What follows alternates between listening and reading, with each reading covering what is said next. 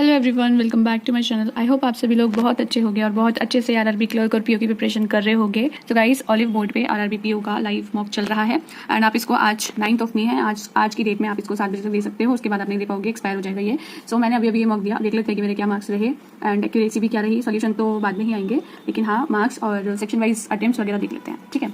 सो इसमें मैंने अटेम्प्ट किए हैं, मेरे लॉजिकल रीजनिंग में मैंने अटेम्प्ट किया है 40 आउट ऑफ 40 एंड क्वांट में मैंने 31 आउट ऑफ 40 किए हैं एंड टोटल मैंने किया है 71 अटेम्प्ट्स एंड करेक्ट मेरे सारे ही सही हैं, मतलब मेरी 100% एक्यूरेसी रही है इसमें। एंड 100% एक्यूरेसी का फायदा यहाँ तो नहीं मिलता है मॉक वगैरह में, लेकिन हाँ एग्जाम में 100% एक्यूरेसी अगर आप रखोगे तो आपको 1.25 0.25 मार्क्स ज़्यादा ही मिलते हैं। और अगर आपकी शिफ्ट भी अगर ईजी आ जाती है in comparison to other shifts, so आपको नॉर्मलाइजेशन में भी आपके ज़्यादा मार्क्स नहीं कट होते हैं और नेग्लिजिबली कट होते हैं, जैसे 1 या 2। अगर आपकी एक्यूरेसी नहीं है और आपकी ईजी शिफ्ट आ गई है तो आपके वहाँ पे ज़्यादा मार्क्स कट हो जाते हैं, ठीक है। और एट द सेम टाइम अगर आपकी शिफ्ट टफ आ जाती है तो उस केस में भी आपको नॉर्मलाइजेशन नहीं मिलता है उसमें, ठीक है। या तो कम मार्क्स मिलेंगे या फिर मिलेगा नहीं, ऐसा कुछ होता है। तो इसलिए एक्यूरेसी जो होती है वो बहुत ज़्यादा इंपॉर्टेंट रोल प्ले करती है, क्योंकि अगर आप एक्यूरेसी के साथ में अटेम्प्ट करके आओगे तो आपको ज़्यादा मार्क्स भी मिलते हैं।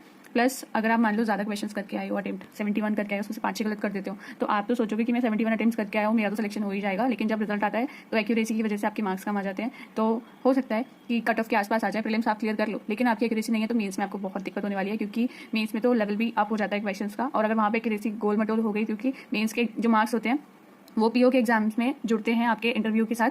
इसलिए अगर क्लर्क के एग्जाम में भी एक्यूरेसी, अगर क्योंकि मेंस का जो एग्जाम होता है ना उसमें आप ज़्यादा अटेम्प्ट कर ही नहीं पाते हैं, तो अगर एक्यूरेसी भी गड़बड़ कर दोगे तो वहाँ पे फिर दिक्कत हो जाती है, ठीक है। इसलिए एक्यूरेसी मेंटेन करना बहुत ज़रूरी है। वैसे भी नेगेटिव मार्किंग हो जाती है तो ज़रूरी तो है ही, प्रीलिम्स में भी मेंस में भी। सो एक्यूरेसी के लिए आप लोग प्रैक्टिस करो बहुत सारी, एक्यूरेसी भी आएगी, स्पीड भी आएगी उससे। एंड ये मेरे अटेम्प्ट्स थे। हाँ मैं बता दूं, क्योंकि रीजनिंग तो मेरी 25 मिनट्स पे थी, मैं मतलब 20 मिनट्स में मेरे 40 क्वेश्चन हो गए थे।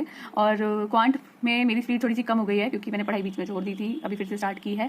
थोड़ा सा ब्रेक लग गया था पढ़ाई में, तो इसकी वजह से मेरी क्वांट में एक्यूरेसी तो आने लगी है अब, लेकिन स्पीड में मुझे थोड़ा सा वर्क करना पड़ेगा। और मैं ये बता दूँ, मेरा बेस्ट स्कोर बिल्कुल भी नहीं है, ये 80 आउट ऑफ 80 वाला मॉक था, ईजी मॉक था। क्लरिकल लेवल तो नहीं बोल सकते, क्लरिकल से थोड़ा सा आप, लेकिन पीओ वाला भी नहीं था, ठीक है। तो is it for this video. और if you have not subscribe my channel yet, please subscribe my channel and give this video a thumbs up. Bye.